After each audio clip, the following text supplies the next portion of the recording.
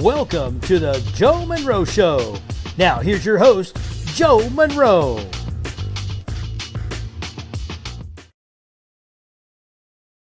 Hello, pro wrestling fans, family, and friends. Welcome to another episode of the History of Professional Wrestling. I am your host, Joe Monroe, and today we are going to be talking about the 16-time or 24-time, depends on who you ask, World's Heavyweight Champion, the Nature Boy Ric Flair. Now, tonight, we have a few special guests with us, but before we announce those special guests, let's go ahead and shout out some sponsors. First and foremost, I want to give a big shout out to our friends and sponsors, Triple Crown Wrestling and Ultimate Championship Wrestling, as they are bringing back the sport of professional wrestling as it should be to the great state of Kentucky. And Phenomenal Fonts ATL, if you're looking for anything retro, whether it be professional wrestling or for crying out loud, I think they even had some small soldier figures, if I'm not mistaken. Go check out phenomenalfontsatl.com, as well as our friends Charms Photos. Excuse me.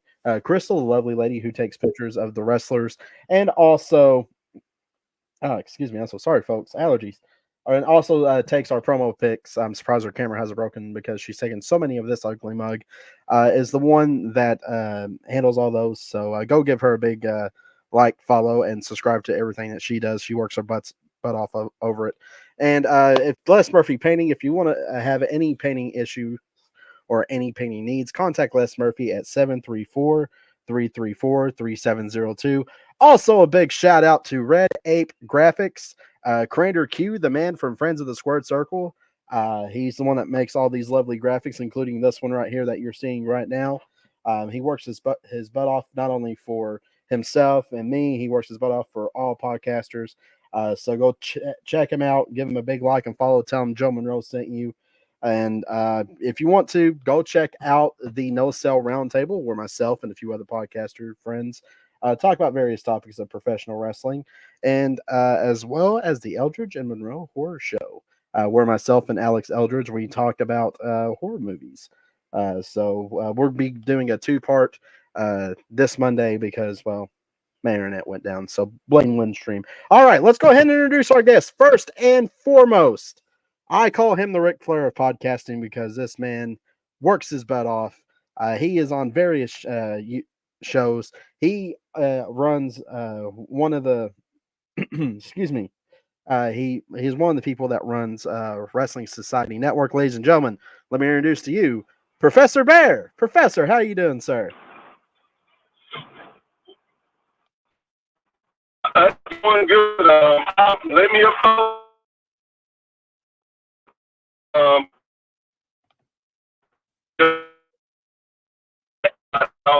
and I got the time, so I apologize. Okay, you're kind of cutting in and out, Professor, but all good. If you want to come back in a little later, once you get settled in a little more, you can. But you kind of cut out just a little bit, my friend. All right. Give me about 20 minutes and I'll be back on. Sounds good. We wouldn't be a party without you, sirs. We'll see you in a little bit, okay?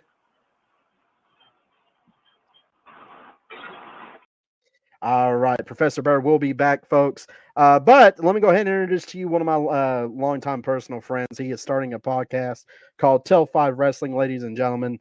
Mr. Aaron. Aaron, welcome. The Notorious ATB in the house. How's it going, buddy? It's going pretty well. I was checking out Phenomenal Finds on eBay. Like they have some really cool WCW stuff that I may have to grab. Yeah, that's where I got all my WCW stuff. That they like to save it back for me because I'm cool like that. Maybe the wife. Unless my wife wants to kill me. But all right. So, ladies and gentlemen, our next guest, he is the #1 beard in podcasting. That's a self-promotion, if I do say so myself. But he is a good friend of mine. I mentioned him earlier for Red 8 Graphics. He also represents Friends of the Squared Circle and Show Me the Collectibles. Man, this guy is a workhorse. Ladies and gentlemen, I am talking about the one, the only CranderQ. Crander. Oh, we're live. Hey, folks. Just reading up on, one of Flair's best friends there, Eric Bischoff there. It is I, CranderQ, a.k.a. my real name, the #1 beard in podcasting. That's right. Self-proclaimed title. No one can take it away from me when it's self-proclaimed, right?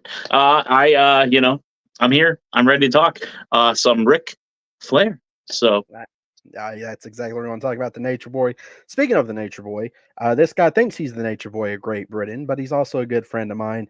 Ladies and gentlemen, please excuse him for his mannerisms. He is European. I am talking about none other than the one, the only Connor Clarkson. Connor, welcome back to the show, buddy. Joe, back again. Yeah, it's really good to see you, buddy. I'm really happy. Hey! You don't have to boo. That's what people do when they find out you don't pay me. Wait, did you say he's the Ric Flair of British podcasting? Apparently, that's because he's kind of striking me more as like the Robbie Williams of professional wrestling.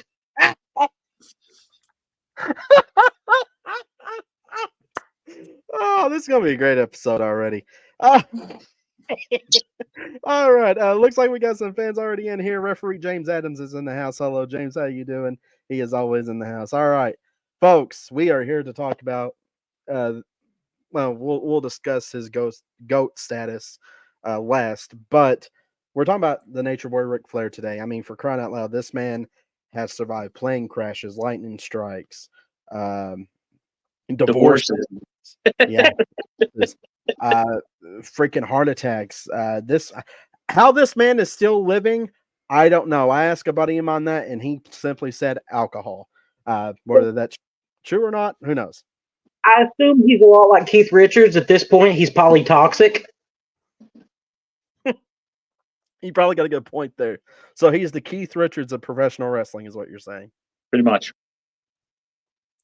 I thought that would be Greg the Hammer Valentine, but don't disrespect the great name of Greg the Hammer Valentine now. All right. Sorry, Greg, if you're watching again. But let's get down to it. I mean, Ric Flair, there's a lot to say about the man. Hey, Kirkpatrick, how you doing? That's the #1 mullet in wrestling. But Ric Flair, I mean, this guy's, we had a pool.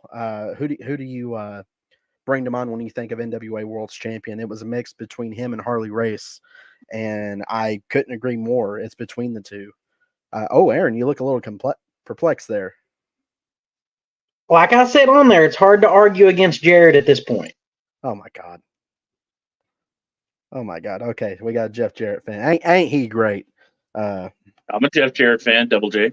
Yeah, you're also a Goldust fan, but you freeze up every time you see him. So, can you do that little thing with your little toy there, Aaron? What little toy?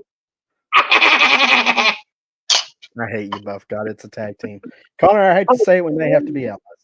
I will say next week I will have my partner until 5 with me, Jessica Incredible. Yep. And unfortunately, you'll be the #2 beard in podcasting because Tanner's is quite a bit better. How do you mute his mic, Joe? Like this. Perfect. That's how, let me tell you something, brother. I don't even want to talk about that guy right now, but it is a self-proclaimed title, and no one can take it away from me. So you can play with your toy all you want. I would say something else, but this is a family show. Go ahead, Joe. Run your show. All right. So let's get right into it. I mean, Flair started in the early 70s. Not long after that, he ended up being in the plane crash, which not only did it almost end his career, it did end a career of one wrestler. Even the Masked Superstar himself was in there in that plane crash. But the doctors told him he would never wrestle again. Then he rehabbed literally 6 months and was back into it. And I think that plane crash, because Flair was very different. He wasn't the Nature Boy Ric Flair at that point. He was just Ric Flair, trying to, figure out his groove in professional wrestling. Then I think after that, something must have happened in that plane crash, because I think right after that is when the Nature Boy persona came out. And that's when we got the Ric Flair that we know today. So it may have knocked some sense into him. Who knows? Or maybe him surviving that plane crash made him more man, myth, and legend. What do you all think about that? I know that's why he takes his back bumps, more on his shoulder and stuff because of that plane crash.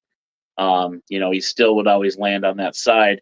That could probably be why he lives it up as much as he does now, because he never knows, when it's going to end. Like you said, dealing with lightning, divorces, losing kids. It's one way to mask that, whatever's going on inside. Not to make a long rant out of it, but, they say the happiest people usually are the ones hiding it, and he's got a lot of things that he's definitely using the bottle for, so. Right. Speaking of using the bottle, Connor, what do you think? Well, Ric Flair survived the plane crash, and let's be honest, he's been hospitalized more times than Joe's had hot dinners. So, it's Ric Flair. It's probably got something to do with the amount of alcohol he drinks and other stuff. We all know what that is, but this is a family show, so we can't really go into that much. Right. But we're here to focus on good things, Connor. He's a legend for it. He lives his life how he does. He's always posting on social media his life and his luxurious style. Oh, yeah, he's making... Although he's making more... His food is a little bit more better. All right, eat you some more edibles there, you Brit. Anyways, Aaron, what do you think about that comment about him being like after that plane crash? Well, after the plane crash, he found a good gimmick to steal. So, and here we are. And then he got a pop of a title belt over and over and became known as the greatest of all time. Well, speaking of title belts, I'm happy you brought that up. Let's go ahead and let's get into it right in the first question here. How many title belts does Flair actually have? Some say, the record is 16-time world's heavyweight champion.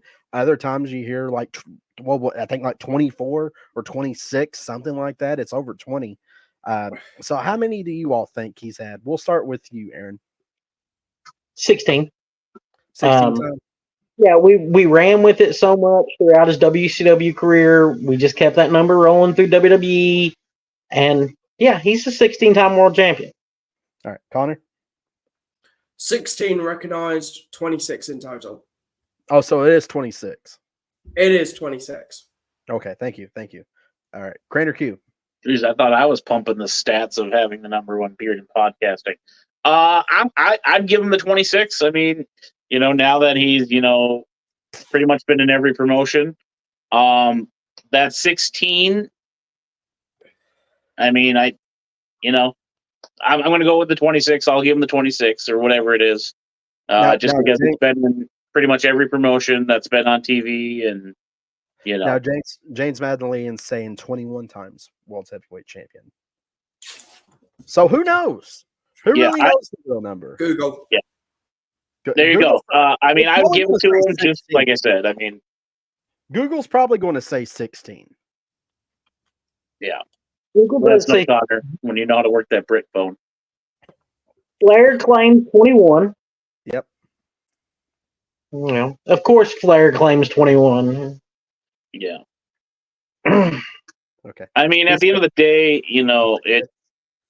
it's he's just pumping it up so nobody can break it. You know what I mean? And then, he has said, I sent the tweet to you, Joe, about, if someone were to break it, he'd be the first one to shake John Cena's hand.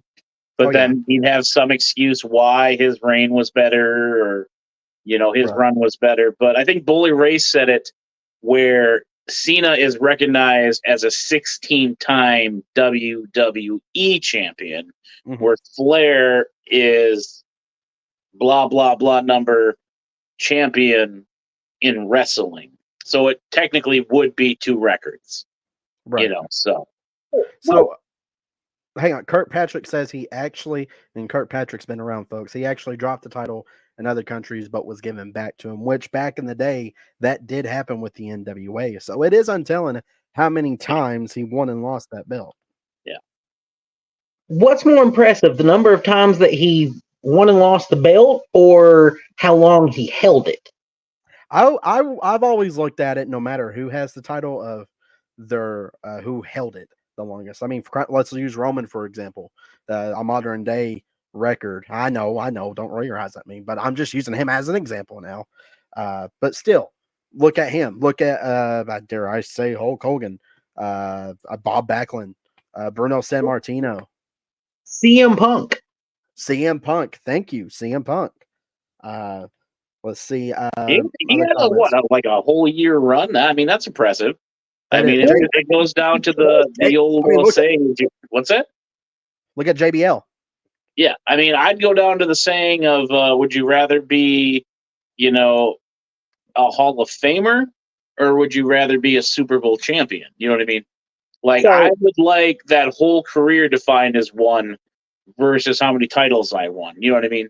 Like, I would want to be more as an icon, someone that changed the business, someone that, did something meaningful for a whole career versus how many belts I got.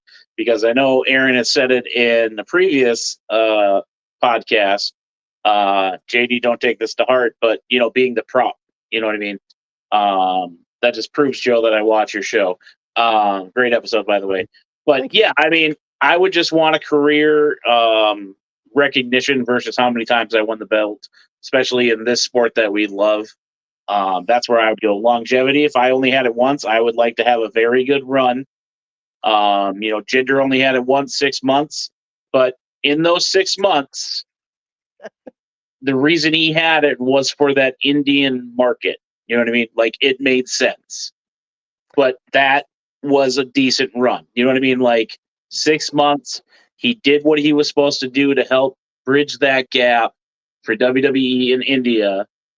And, I wouldn't want some 24-hour title like Kane got his first time. You know what I mean? And then maybe never win it again. So, well, you go back to India. I mean, we can also talk about Rinka King with TNA. I mean, if you want to throw that out there, but that's hearsay. I'd like a long, good run for sure versus multiple titles. So, looking at how long a title reign is matters more. Is that the general consensus? That's I think so. Yeah. So at that point, Ric Flair is a worse NWA World Champion than Luthez, Dory Funk Jr., Dan Severn, and Nick Aldis. Fair. Dan Severn would eat all those guys alive. Not Al. I mean, of course, I think he could take Dory Funk now. But see, Justin Isaac, Peter Davis. Is that his real name? Okay. JIPD. Well, we'll just call him that. Jinder was solid. I like Jinder. I really did. I was excited. I liked his little Hollywood boys with him, and I thought it was great. So shout out to Jinder Mahal. Connor, what your 2 cents in this matter? Would you say times held or length of time? I mean, if you're going for a record, then obviously the amount of times you've held the title, because I mean, no one's beating R-Truth. Let's be honest, no one's beating R-Truth. 51 time 24/7 title. Hang on, wait. 24/7, 7-Eleven, I-95 South, Kentucky champion, and then but in terms of length of time, again setting a record. Justin, buddy, I know that's I know that's I didn't know your full name, brother. Sorry. But yeah, Justin, he actually does very good cinematography. Go check some of his work out. But let's get on to the next question here. Real quick, though, before you segue into the next one. With all those title reigns, though, it also fits his gimmick. That is true. What I mean? Like, just like with Charlotte's, runs, it fits her gimmick. That's why he gets it so much.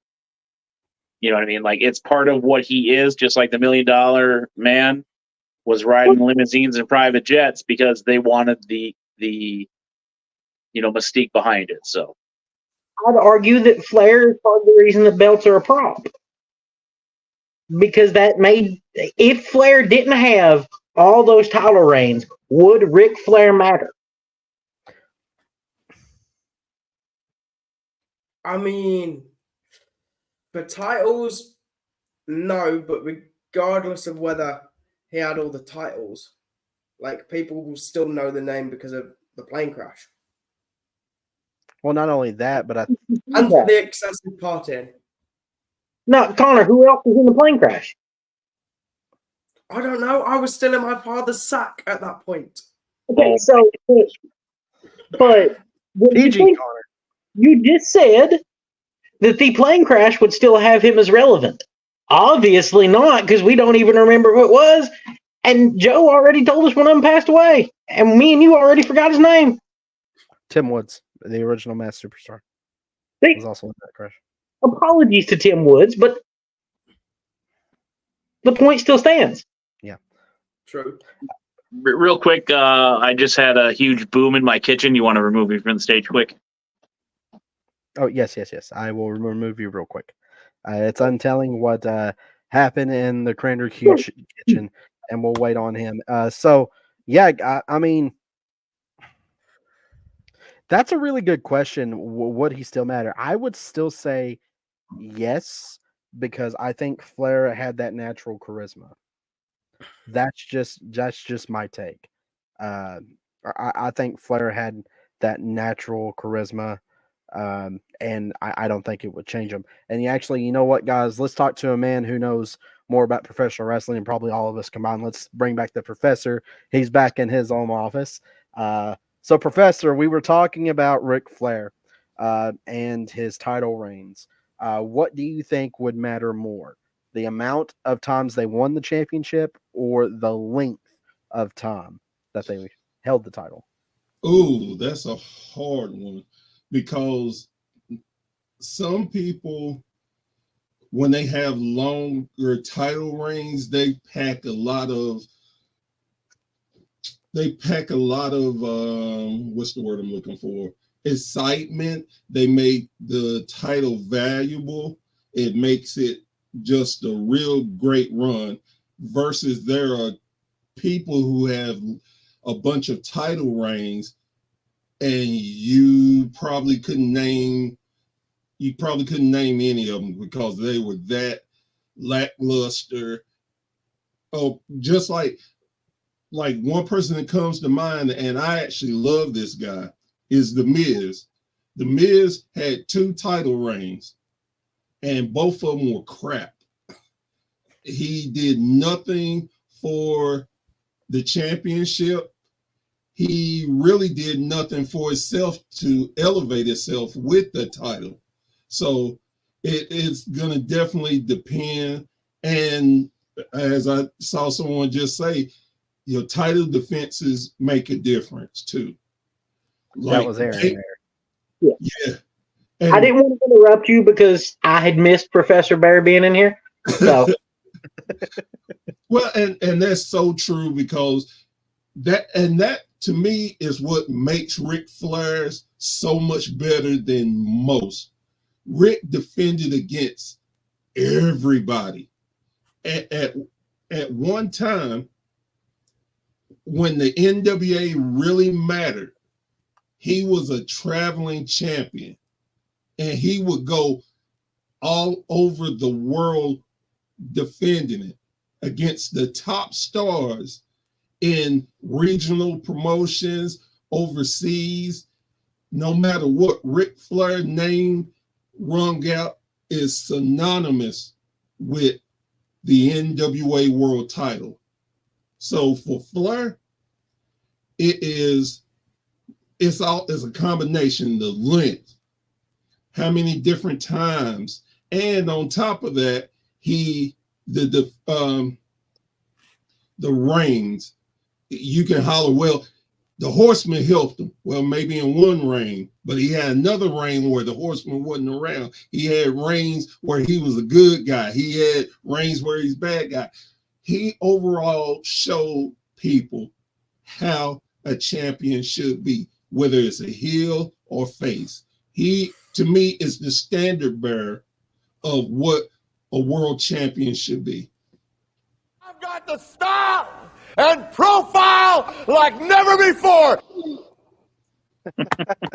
Well, you brought up, he was a defending champion. Kirkpatrick, a fellow wrestler who's been in the business for a while, he, as stated earlier, while you were on your way home, he said he actually dropped the title in other countries, but was giving it back to him, which we were talking about his title reigns. We're saying WWE saying 16. Other people are saying 21. Others are saying 26. So what do you think, Professor? Honestly, I think it's more closer to the 21 to 26 range. And let's be very clear. He's a businessman, and you're going overseas and you're trying to make their local stars even more popular, more synonymous. So why not give them a reign with the title 2 days? I mean, hell, look at Tommy Rich. He's love Tommy, no disrespect to No, Tommy. I love Tommy too. But Tommy had a 2-week reign. But that's more than Arn Anderson had. That's more than Jake the Snake Roberts had. You can name out so many people. And again, it's who you beat to make you. Tommy beat the legendary Harley Race. How many people can say they pinned Harley Race for the World Heavyweight Championship? 7 people. Exactly. And now those 7, who's the most famous out of that? Flair.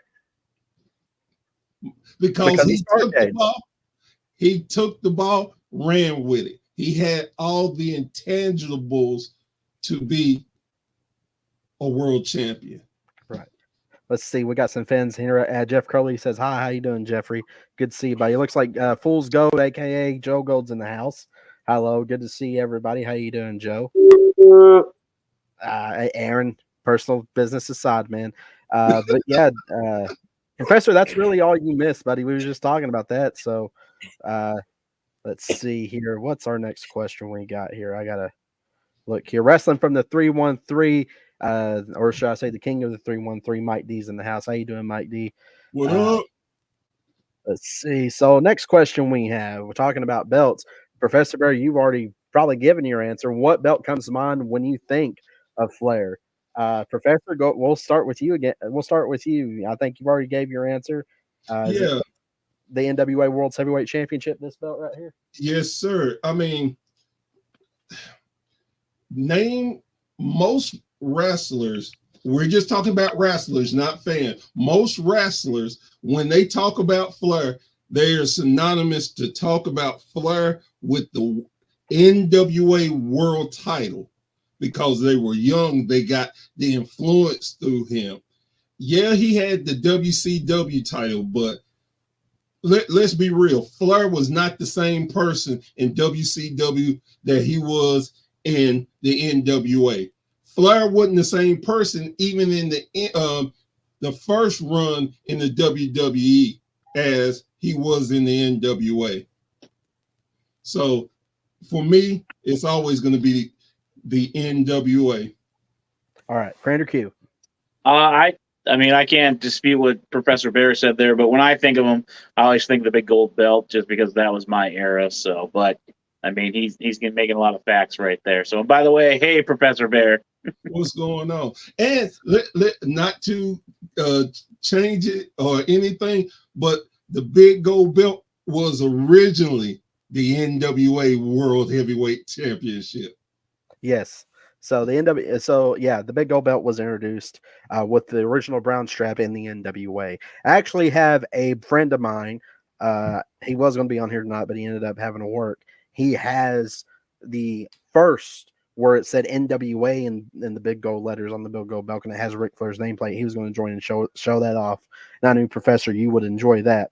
But unfortunately, he does not. Here's a fun fact about that belt.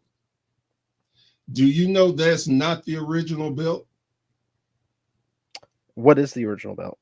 It did not have anything on it except the World Heavyweight Championship.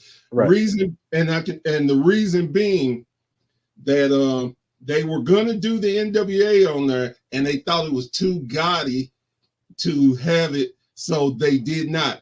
And they released it after when they start selling belts and stuff, that's when that one came out. That one is not the original. Right. Let's see. Looks like we already got some fans interacting here. Then we'll get to CranderQ. Sorry, Crander. Maddie, how are you doing, sweetheart? Good to see you in here. Tanner's saying, looking good, guys. The professor always has the right answers. That's right. Sorry, Aaron.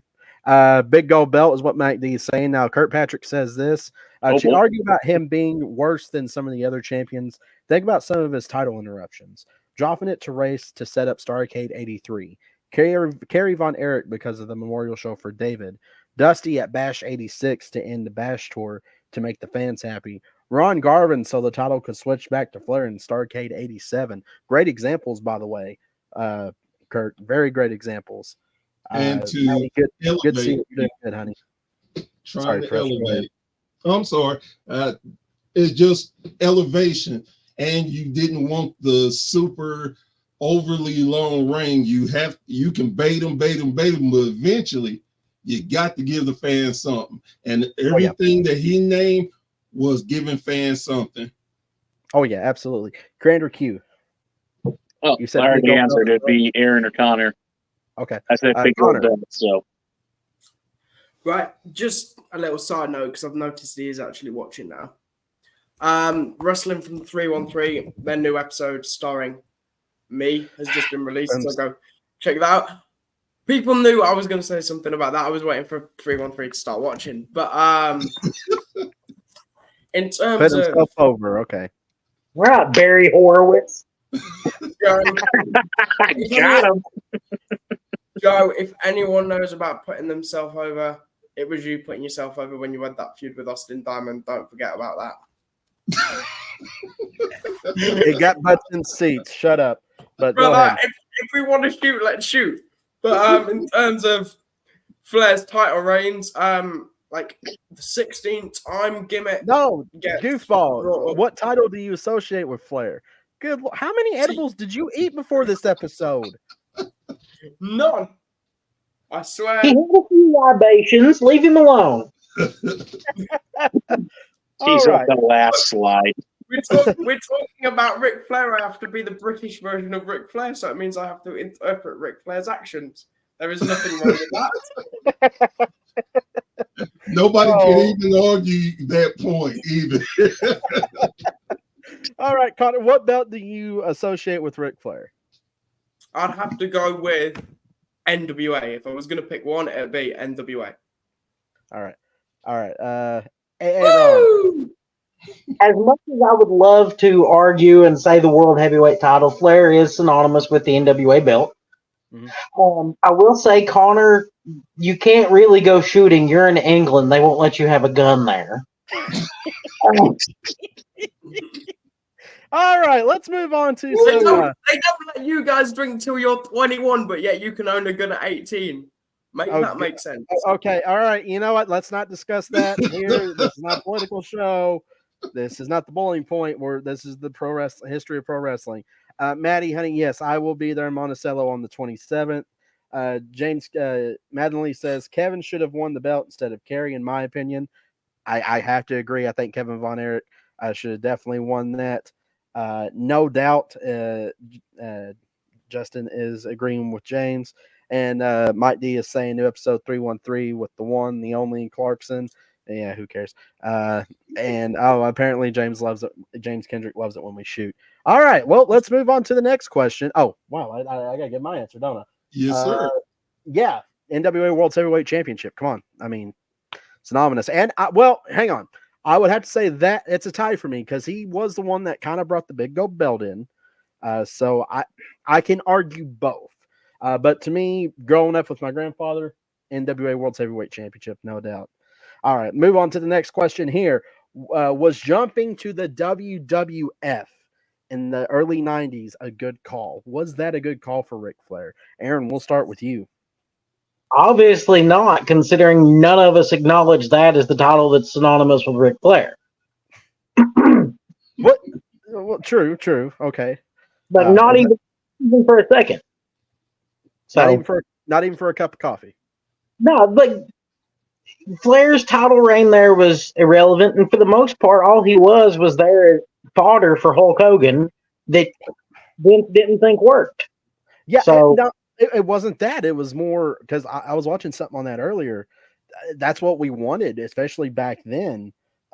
We wanted that Flair versus Hogan dream match, but we didn't get it because they didn't want to work with each other. I gotta pull my creative influence here, brother. Which that honestly makes, as we like to say here on the Joe Monroe Show, Biggest icon in wrestling. That's what makes him that. But Connor Clarkson, do you think it was a bad idea to jump ship to the WWF? I mean, it would have made sense to do it like more around the 2000s era. In all fairness, because if we think about it, like 2002, 2003, probably 90s was just not the right call. You know what I mean? And Aaron, just a quick side note, the reason why he offered you coffee is because, and he knows what I'm going to say, is because my tea's currently still in the harbour. CranderQ, before we get into another tea and coffee debate. I mean, like Aaron said, no. I mean, it did give him probably some more exposure to the New York market, maybe, but I mean, it brought it in to have a little fun. It was just kind of like a Forbidden Door thing that lasted how long? Like a year or two. I mean, but yeah. he got to work with Mr. Perfect, so I thought that was kind of cool. But Royal Rumble, though. What's that? The best Royal Rumble. I'll give it that. And the best promo. So yeah. Other than that, if I had to lean one way or the other, I'd say just no. Should just kind of, because he got mad and left, so. All right. Well, let's get down to the answer we've all been waiting for. Professor Bear, what do you think? Was it a good idea to jump ship in the early 90s for Flair, yay or nay? Yes, it was. And I'm going to give you a few reasons why I think it was. One, it showed WCW how they screwed up. You had arguably one of the two biggest names in wrestling at the time, and you wouldn't treat them right, and you like, oh, we can make it without you. And what happened? They went and started tanking. Second reason why I think it was a good idea, because Flair got to go to WWF and wrestle some of the people that probably he would have never got a chance to deal with. Then with that too, you can make this argument with Flair. Flair helped the Hitman get over. Most people don't think about it like that, but Brett was on a clear path to greatness. I'm not arguing that, but Flair gave him winning the title off of Flair gave him instant credibility. Instant. It would have if it had been on TV. But here's the thing. That just showed how out of touch McMahon was, because McMahon, again, even up until he left and got forced out, he always had his product is better than everybody else's. That's always his thing. That's why a lot of stuff didn't work out. Again, the major money, Flair and Hogan, and they only do y'all realize they only wrestled one time in the WWE? Yeah, just one. It was a house show. Yep. And it was a disqualification because Vince would not get up off his ego to put that together.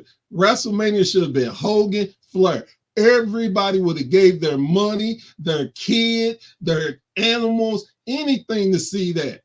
And they dropped the ball with it. But we got scared. Do we have to discuss that main event? No.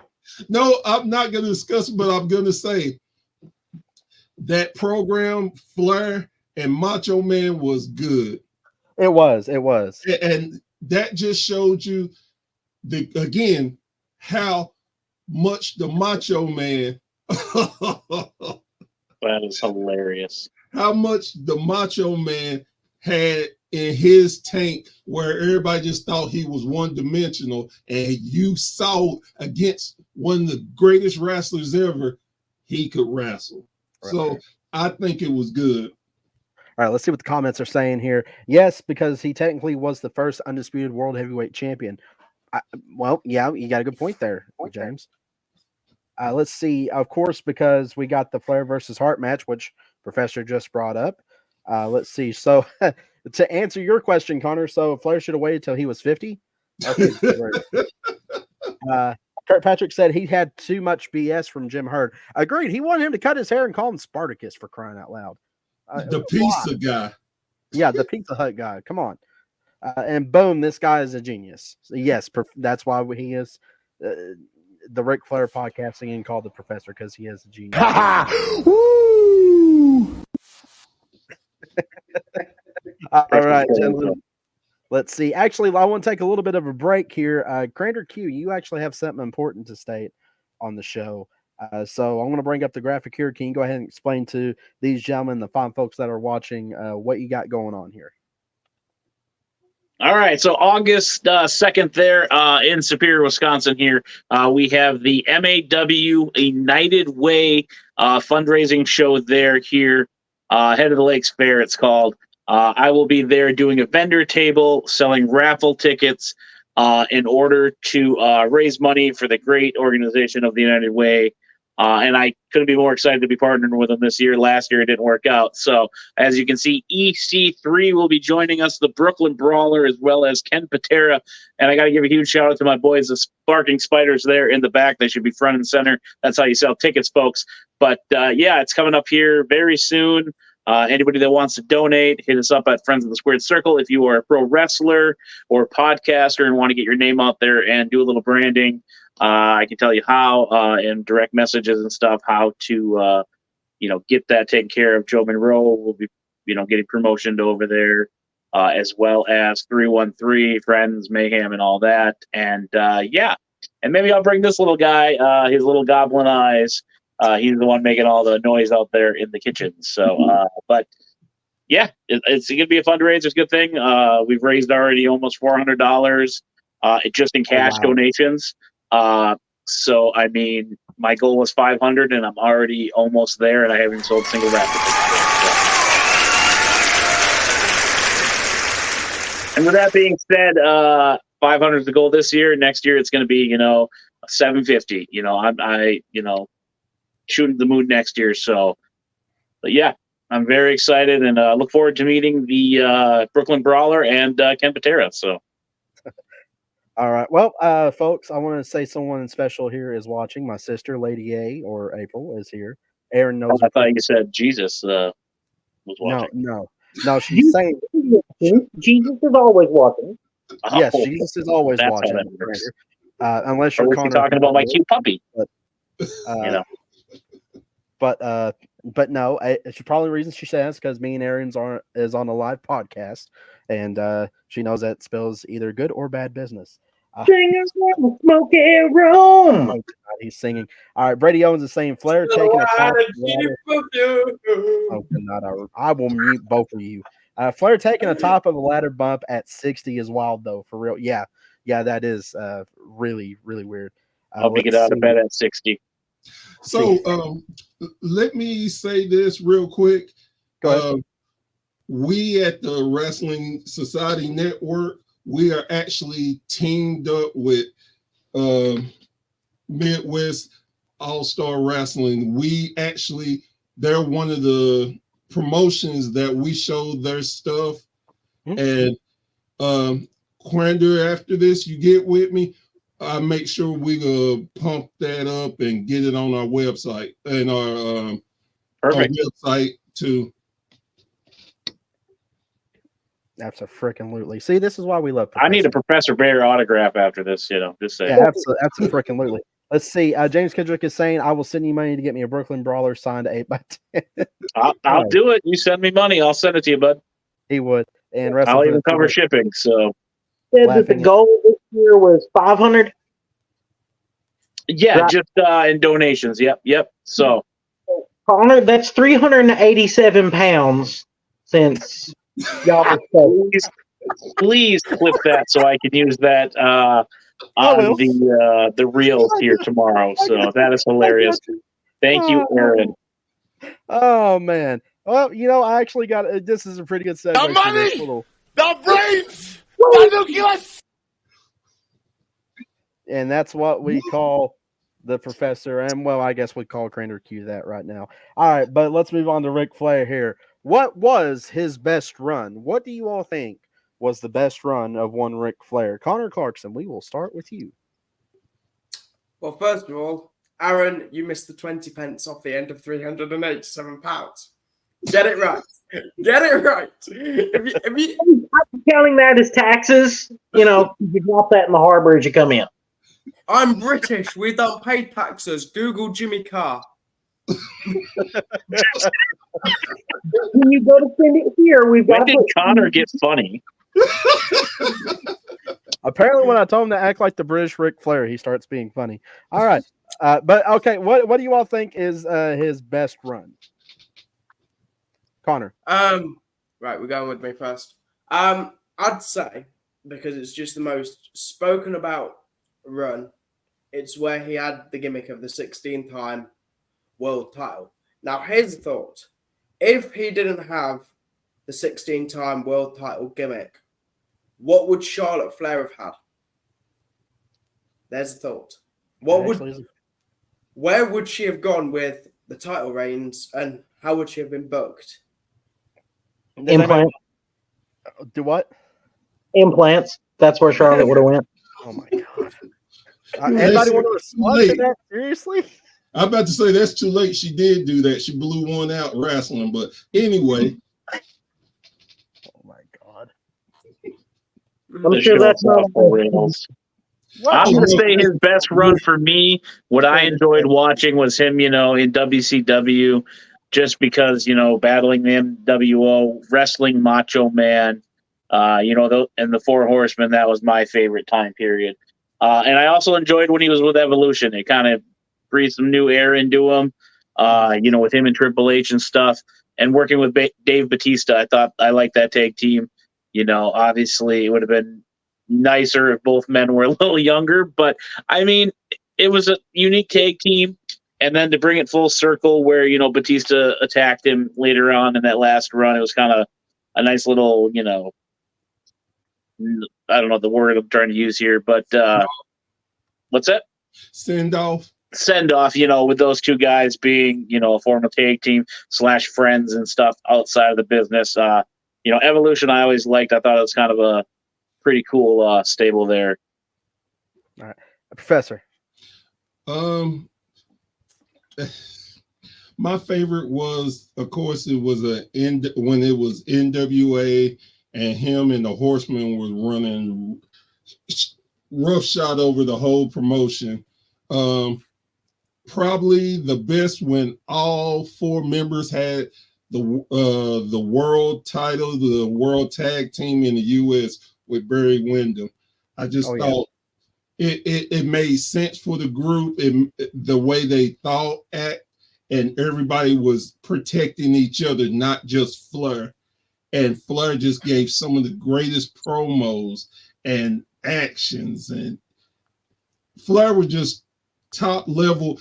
To me, that was the peak of Ric Flair in the world title runs. Not saying that the other ones were garbage or anything, but just top everything. You knew Flair, he was going to give a great interview. He was going to have a great defense. He was going to give a great promoting that match with whoever. So to me, that was the best reign. Hey, Ron. I'm not a Ric Flair fan, in case this isn't a surprise. Not really. I actually found Ric Flair. My favorite Ric Flair run is his WWF run. It ended horribly, but it was a great run for him in kayfabe because who'd he lose to? And B, the man used that to make a lot of money. And C, Flair put on bangers in the WWF during that run. So I'm going to say Flair's run in the WWF. The first one in 92? I think so. I had to say, which is what our fine folks here are saying, Brady Owens right here, NWA 100%. Yeah, his NWA run, his entirety in the NWA was great. Kirkpatrick saying NWA in the 80s. Rusty is here. Hey, yo, what's up, Rusty? And he is the self-proclaimed bear stalker. Number one bear stalker. Where I go, Rusty goes. So I never worry about anybody getting at me. All right. Oh man. You need to get him a shirt made like that, Professor. I'm actually working on it. If you really. Let's see. Flair's business partner was VKM, was pretty awesome. Well, yeah, okay. During that time, but yeah, I personally would have to say this is what I just grew up watching. His NWA run, hands down, to me. That's when I think of Flair. I think of him standing there next to Crockett and Shivani and all of them, doing those promos with a different suit, almost every week, every time. Why are you giving me that look? You ain't old enough to have grown up with that run. Yeah, Peppo and them had tapes. Yeah, I've watched it. I watched tapes of it. You know me better than that. All right. Brady Owens is saying they dropped the ball on Flair in his first run. In my opinion, Flair versus Hogan at Mania should have happened when they were their hottest. Yes. All right, Tanner. I don't know if I should have you on the show next week. Seriously. Honestly, that's my second favorite Flair run. Honestly, hang on. We did get the woo off. I couldn't find a soundbite for it, but we did get the woo off between him and Jay Lethal and that little bitty feud they had going, which was great. That's about the only good thing. One of the only good things I could say came from TNA in that time. Jay Styles, come on! Oh, come on, Fortune, that was terrible. Now, well, let's be clear. There's no such thing as AJ Styles and terrible. There may be disappointing, but it's never terrible with AJ. What about phenomenal? Claire Lynch? It wasn't terrible. It could have been better. What about the match with the wardrobe malfunction? Say again. What about the match with the wardrobe malfunction? What is up with you in wardrobe malfunction matches today? But he was a true professional because he finished the match and still did phenomenal. So I'm just saying. Right. Let's see. Flair versus Lethal is unmatched. Abso-freaking-lutely.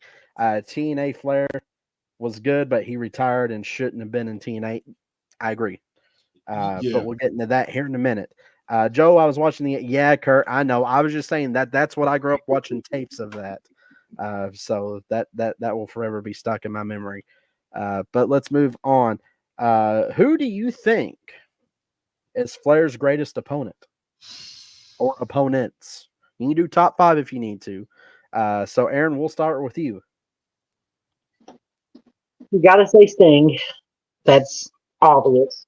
Hogan. Aspirin, because the blood thinner would be really rough on him.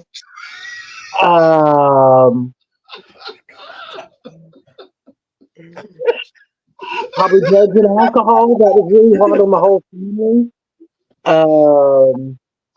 The plane and Vince Russo. No, wait, no, actually, Shane Douglas. Oh my God! Stop!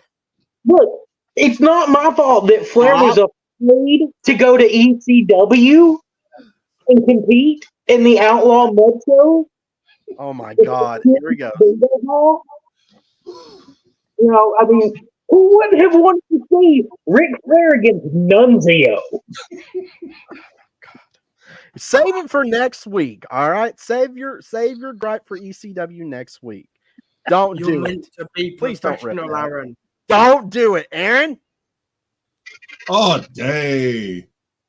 Shit. Oh, And next week, you can hear even more ECW commentary from me on the roundtable. Good Lord. Please. You could have donated that to the August 2nd show. I'll tell you what, I'll donate this to the August 2nd show. There we go. Oh, no. That's nice. Okay, you're forgiven. Don't rip any more ECW autographs up. Connor. We just had a great moment. Tell 5 podcast is going to be amazing with Aaron. Oh, God, just wait. Connor, what do you top 5 Flair opponents? That's this many. So 5. 5 time. 5 time. 5 time. I was waiting on that. I truly was. Oh, man. I'm doing my best Mongo impression here with my dog.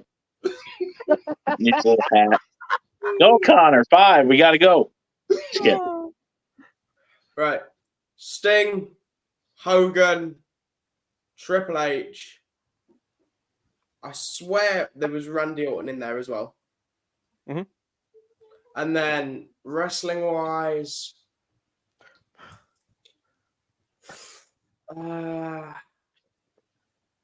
trying Somebody to pick. smack him. He's having a brain fart. Probably passed out from all his gummies. Oh, okay. Moving on. back. CranderQ. I'm going to go. This is no particular order. I'm just going to name 5. We got Sting, Mhm. Macho, Dusty, and Dustin. I'll throw him in there so I can add Dustin. So let's see. Who would be a fun one to throw in the end there? I'm going to go with retirement. Oh, You know, Sean. he's fighting retirement. Retirement in general. Jeez. Yeah. I mean, HBK was a good feud, but I liked a lot of those WCW ones, you know. I would have really loved to see him and Arn actually have like one of those actually drawn out feuds, you know, over the 4 Horsemen and the way it was going. But that's just me. But yeah, I mean, a lot of great matches, you know, with him and Dusty and stuff, you know. So I'm gonna put Dusty kind of towards the top. I'm a Rhodes guy, so would have been cool to see him and Cody mix it up a little bit to have that whole arc of story with the Rhodes. But all right, moving on. There you go, Professor Bear. Professor Bear. Oh, I am so surprised nobody said Ricky the Dragon Steamboat. Yes. I mean, geez. Don't forget Disco Inferno. He was 6. He was 6. Of course, you can't have Flair if you don't have Dusty. That's yin and yang. You got to have them. Of course, Sting. You got, and here's another one that nobody said that is really surprising. Brett. Some of their matches were just tremendous. And the 5th guy, I debated about saying him, but their matches were good in WWE. The WCW one they screwed up and never did it correctly was Mr. Perfect, Kurt Hennig. Yep, that's a great one. I would have to say Harley, Dusty, Steamboat. You know, I liked his feud after Evolution broke up with Triple H. I thought that was a great feud. And can I say Jay Lethal just for the heck of it? It's your podcast. I mean, I'm saying Jay Lethal because of the heck of it. Let's see. But enough of what I said. Let's see what the fans said. Let's see. I gotta go all the way back up here. How does no one point this out? How does no one name one of his best opponents as his first wife? Good night, Irene. We should have named every divorce attorney that he had to go against. Let's see. Sting, Muta. Oh my God, that was a good one. Hogan, Sting. He even said it. Yeah. Let's see. Michael, Sting, Steamboat. Period. And Dusty. James wants to add Dusty. Kirkpatrick saying Ricky, Dusty, Harley, Barry. That was actually a Barry really Windham, good yeah. Yes. Sting. Rusty is going on to say here we have Hogan, Sting, Savage. Not surprised nobody said that. Steamboat and Dusty. Mike D from the I said 313. Savage. Yeah. You know, did you? Yes. Yeah. I love the fuck. WCW stuff, man. I guess. All right. Dusty, Sting, Ricky, Yes. Macho Man, and Hogan. Blasphemy on that autograph rip. And then I don't Brady think that's said what it was for. Steamboat, Dusty, Sting, Michaels, and Savage. I tell you one more that I can't believe nobody said. Yep, say. It was, how did none of us, even the fans, did not mention Roddy Piper? Oh. And some of that I know because that was back in the earlier days when most of y'all wasn't alive. Unfortunately, or fortunately, however you want to look at it, I did get to see that one. That was in Mid-Atlantic, right? Yes, sir. R.I.P. Rowdy, man. Yes. We may need, we'll do an episode on Piper one day for the history of pro wrestling. I'd like to do that, That's going to be a great guy, one. yeah. It's in the books. But let's move on to our questions here. Let's see. We got 2 more here. Let's see. At one point, should have Flair retired? He mentioned on Twitter, even though I paid the freaking money that weekend, the SummerSlam weekend, to go to the big event, Flair's last match. It was great. I don't regret it. But what the heck, man? Even had a freaking heart attack. But a lot of people are saying that his retirement match with Shawn should have ended it right there, and he should have had more like a predominant like managerial role. But what do you all think, Professor? We'll start with you. Yeah, he should have retired. But the one thing about most older wrestlers, they truly can't retire because it's part of them. Ric Flair is Ric Flair now. There's no gimmick. It's him. He has to be in the spotlight. That's all he knows. And right. He thinks, to be truthful, Flair would have been 1,000% happy if he died in the ring in that last match. And that's just his mindset. But yeah, he definitely should have retired early. I hate that he went to TNA and wrestled because it just broke something in everybody. But I understand why, because he needed money. Yeah, CranderQ. I mean, I'm a sucker for watching legends just keep doing their thing, but I mean, had he not thrown so many retirements, I don't think we'd really have this question if he just kept going. Kind of like, Bret Favre. Or Terry Funk, if you want to throw that in there. Yeah, I mean, it's his life, it's his legacy that he's either, promoting, ruining, celebrating. But if there was a stopping point, after Shawn, that was the match you're searching for. Taker should have learned from it. Go out on a high note. Unfortunately, sometimes we think we have just one more. You know what I mean? So I would have said after Shawn, and then just been an on-screen guy. If you wanted to bump around and do some stuff, yeah, do it backstage, bro. But at this point, he just needs to stop and be a human. You know what I mean? So, we make fun of Hulk Hogan for doing it, live in the gimmick, but Flair it's time for Flair just to be a human and enjoy life and make the appearances, make the money the easy way, so. Right.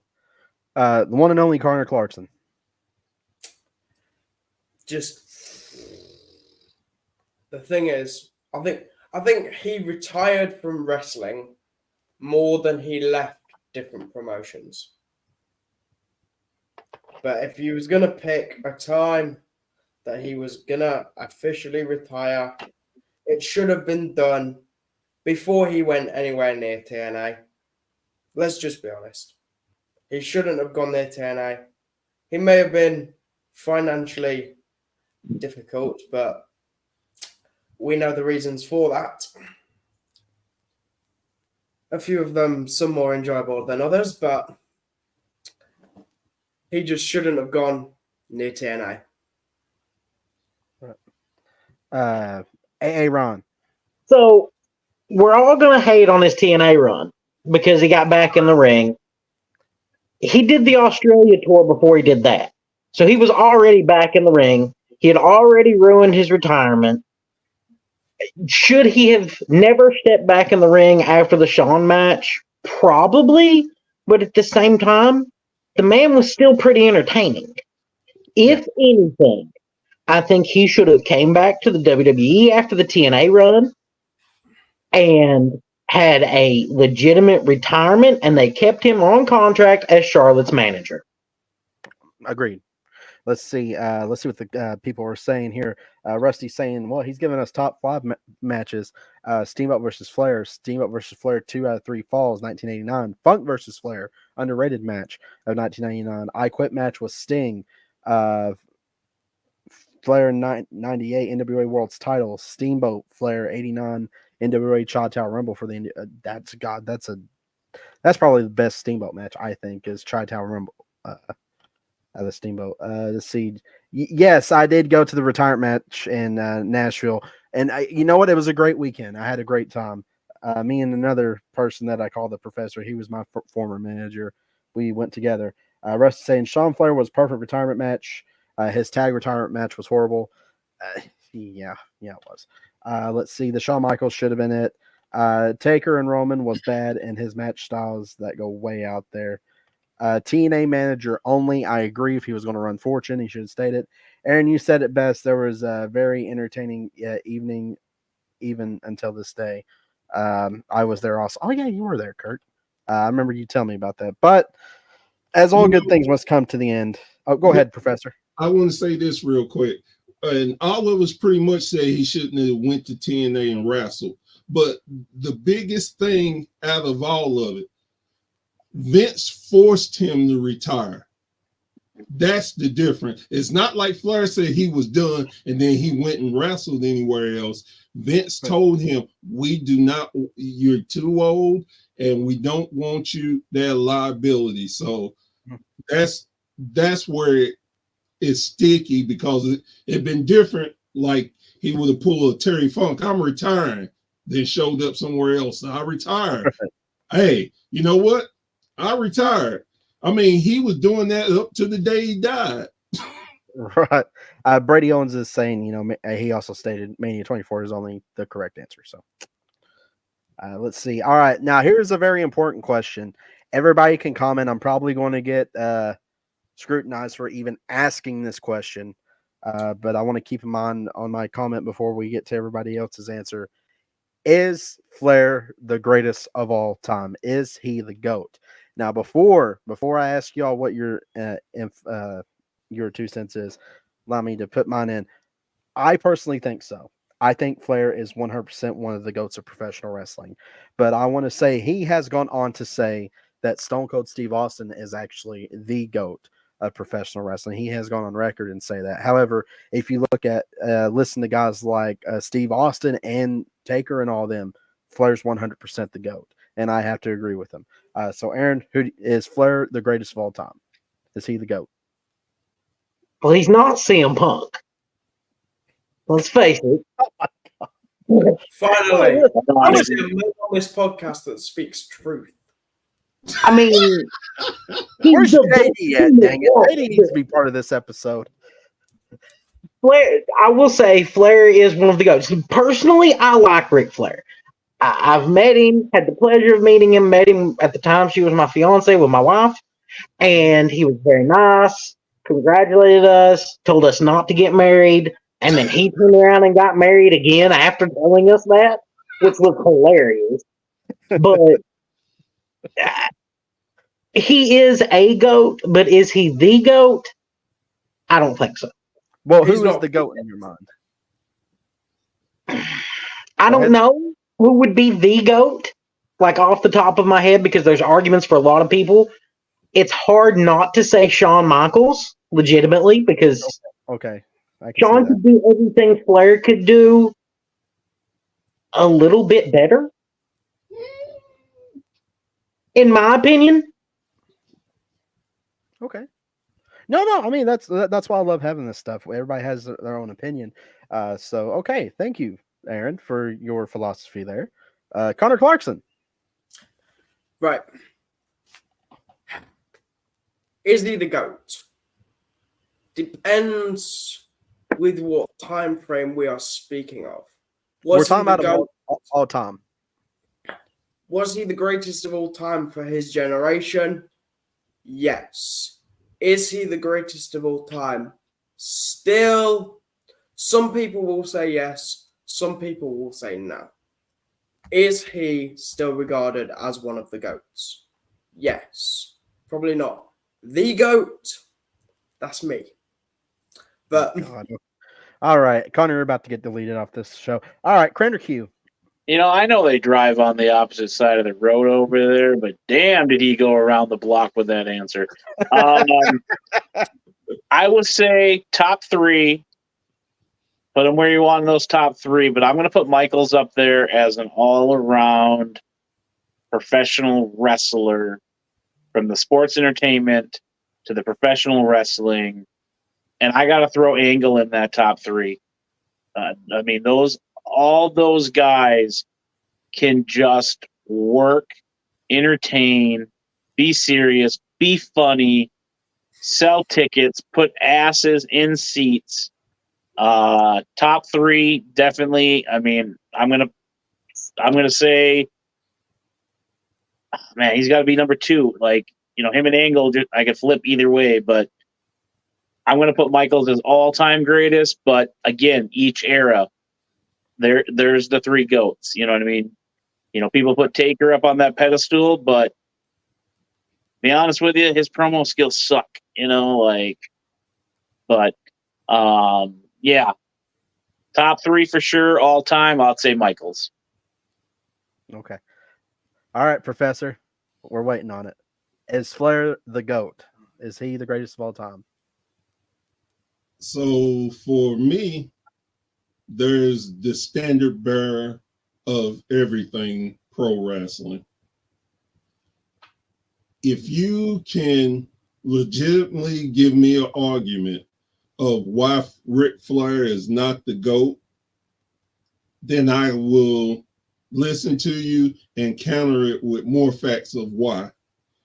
I think that if you can pick a time, like you said, you look at different times of Flair, and Flair morphed every time to something new, something different. And considering he's lived that gimmick, and little kids today will say Flair lines, not even knowing who Ric Flair is or never seen wrestling. So to me, Flair is the GOAT. And even if I didn't say, you're talking about the greatest of all time with wrestling, with promo skills and stuff. As much as I hate this, and his wrestling wasn't that great, but how in the world can you not have Hogan in that list of greatest of all time? Because if it wasn't for Hogan, where would wrestling be? Podcast. Say what? I said we wouldn't be having this podcast without Hogan. Exactly. So again, I respect everybody's opinion. I'm not trying to sway you, but I'm just letting you know, in my point of view, you could go to any wrestling federation now, and I guarantee you at least just hell, and I know I'm underselling it, 5 people are going to tell you about what they think is the greatest Ric Flair match is, or what they took from Ric Flair, or hey, I never seen Ric Flair live, but man, I watched the tape because so many people talk about Flair. Man, his promo, I took this from Flair because I saw the promo and I want to be more like Flair. So to me, there's no argument in there. It's Flair. All right. Well, let's see what the people have to say. Then we'll get to our closing If anybody else has any points on any other thing we covered, Joel Hamlin is saying Flair is the GOAT. Of course, Joe would say that. Rusty is saying no. Kirkpatrick is saying yes, he is, in all capital letters. Brady Owens is saying can't argue with 16-time championships. There are many who are better for their time, but again, between Cena and Flair, I got to go Flair. All right, but Cena, that's another one. Okay, you got a good point there. Real Glass, what? Primary. Okay. Okay. Ray, Cena, Flair, top three. Not a bad top three there, Rusty. Not a bad top three at all. Joe Hamlin is saying that is 100% right. Sean could do everything. Flair could do just a bit better, but you just argue that he was the GOAT, Joe. Make up your freaking mind. All right, Rusty for the 313. He is one of the GOATs. I got to say Stone Cold as the GOAT. Okay. So does Flair. So there you go. Ric Flair is the Bill Russell of professional wrestling. Oh, okay. Man, that's deep. That is That deep. is That's deep. a good take. Okay. Yeah. Okay. Flair 1, Sean 1 piece, Stone Cold 2, Jericho 3. What? Get Jericho out of the top three. What the heck, Joseph? All right. Two, but we've got a 1A and a 1B. Wouldn't that make sense, go three? So isn't that just the top four? Like I know I'm British. I know I'm British and can't. All right, stop. I know that's four.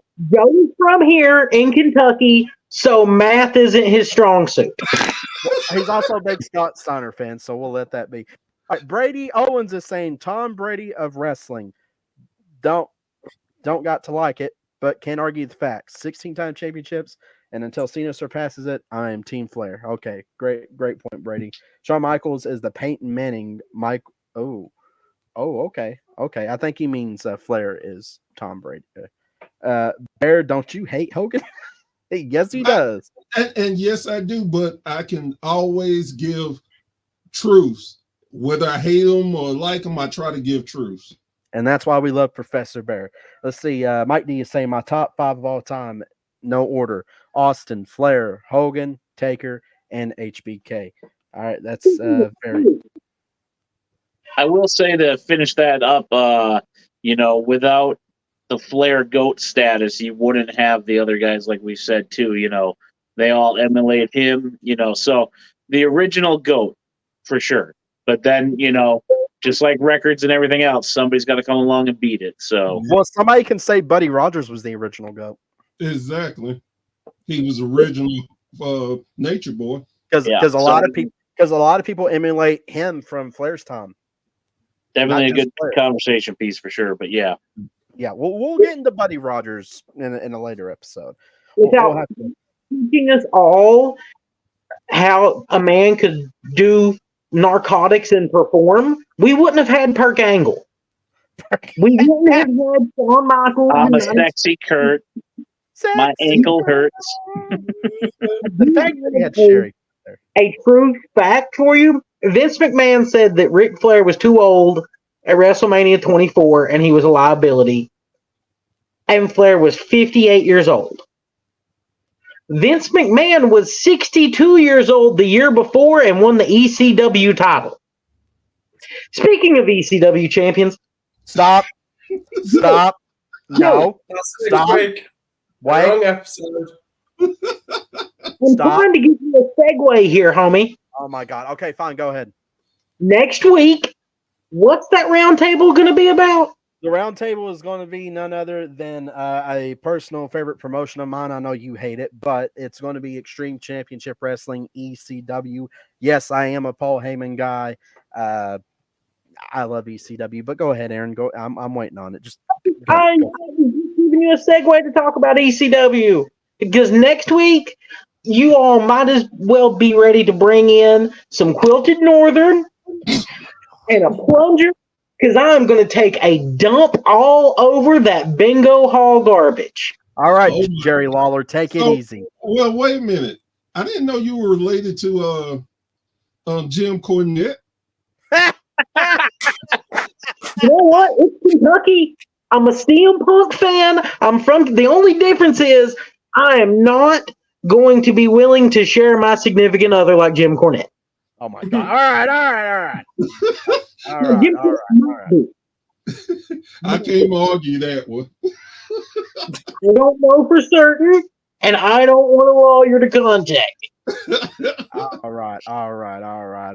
Hang on. All right. We got some comments. Superstar Billy Graham was the original Hogan. Yes, I agree. Yes, sir. WWE, ECW, or Paul Heyman? No, Brady. Come on. We're going to get into that. We'll get into that next week. Even though Tanner is saying he will defend the honor of ECW, Lance Storm. Yes, I agree. CZ's in the house. Hey, CZ. Wasn't Punk an ECW Heyman guy? Yes, but okay, guys. Okay, you're getting ahead of the game here. You Getting pretty chirpy there. In the words of Rusty and Lance Storm, can we just be serious for a moment here?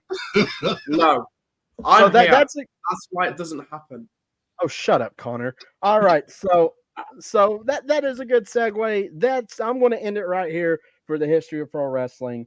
Next week, as you all may have heard, I don't know if you heard it or not, but next week is another episode of the Roundtable. I'm going to start doing this. One Friday's a history. Next Friday is going to be a roundtable because you all love these so much. We're going to go ahead and we're going to segue into ECW, and we're going to talk. Would you stop it? We're going to talk about. Stop it. We're going to talk about ECW throughout the week of August and go from there. Aaron, as you know, from Till 5 Wrestling is going to be on there. We're going to have Tanner on. Professor, I know you said, did you say you can make it next week? You are good? Okay, so the Professor is going to be here. Mr. CranderQ, do you want to be on for ECW? I'll check with the boss. All right, check with the boss. Connor, you're not invited because you're as stale as a San Martino, not a San Martino, a Santino Morella promo. So with that being said, guys, you know, we're talking about the Nature Boy Ric Flair. Much love from the WSN. Brady, thank you. You gentlemen are awesome, especially Professor Bear. But before we leave, and Kirk, thank you all. Thank you, guys. Thank you, Wrestling, for the 313. Rusty is giving us an applause. You know what, guys? Let me go ahead.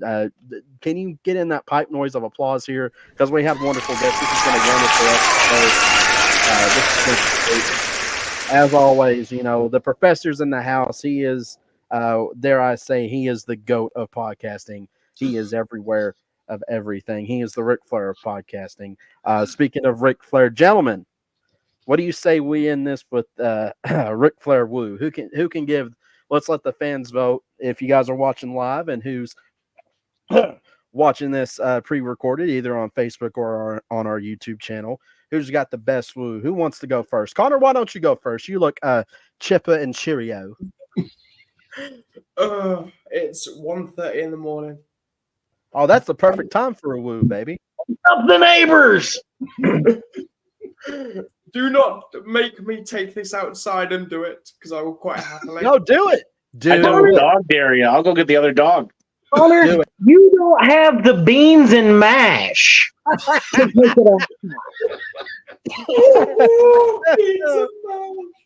Connor, come on. I mean, I know you're alcohol fueled as it is because you're British, but you know, let's go ahead and let's hear it. Hang on. We wait a second then. Good night, Irene. Brady said you don't think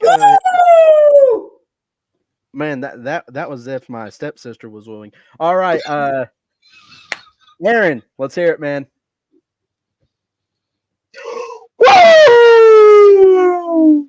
Man, that looked like Shane Douglas took a crap in the ring. All right, CranderQ. So Shane Douglas respectfully bow out from this competition here. Oh, come on, Crander. My dog has severe anxiety and gets scared. So, that's a good point. If I do that with him, he'll probably pee in my lap, and we don't need that blooper. So, can we get the dog to woo? He's, you know, we got to look. All right, cool. All right, Professor, I know you're wanting to do it, my friend. Woo! Oh man, that might be the best one. All right. Out of all the guests, go ahead. Let's hear your votes there. I may put a poll up later. But until then, excuse me, gentlemen. Oh, all right. Woo! Here we go. Joe Monroe talking about Ric Flair. You're talking to the Rolex wearing, the diamond ring wearing, the kiss stealing, wheeling dealing, limousine riding, jet flying, son of a gun, and I have a hard time holding these alligators down. Woo! That has been the show, folks. Thank you so much for coming in. That was probably horrible. Bear definitely won that one. No one's lining up for that Space Mountain. No. That's like a kiddie ride. Yellowstone Mountain. That would not be a kiddie ride. Yeah, you probably could have came up with a little something better than that one. Rock Candy Mountain. Yeah, probably. That's like Get Tennessee. in my van. No. By the way, someone owes me money for doing that. You know who you are, and you're watching right now. All right, folks, this has been the Joe Monroe Show, the history of pro wrestling. If you don't care, go ahead and like and subscribe if you're watching on YouTube. Go ahead and like and follow the Facebook page. We are now over 700 followers. Thank you all for that. You guys are amazing. We are getting there. We're getting close to 1K each day. If you can, go like and subscribe to Till 5 Wrestling. I guess go like and subscribe to anything Connor's on, which is Mayhem Media.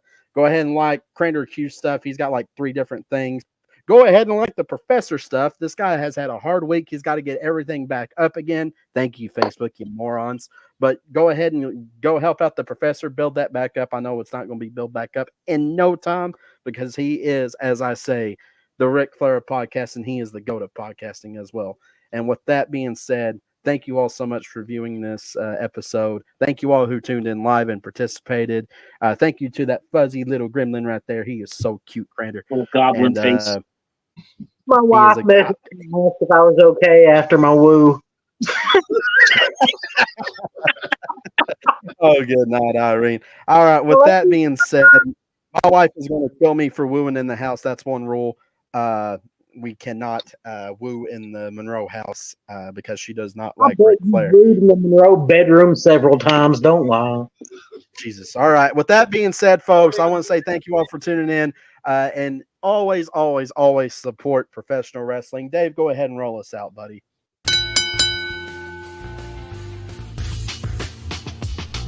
You've been listening to the Joe Monroe Show with Joe Monroe. Don't forget to like and subscribe.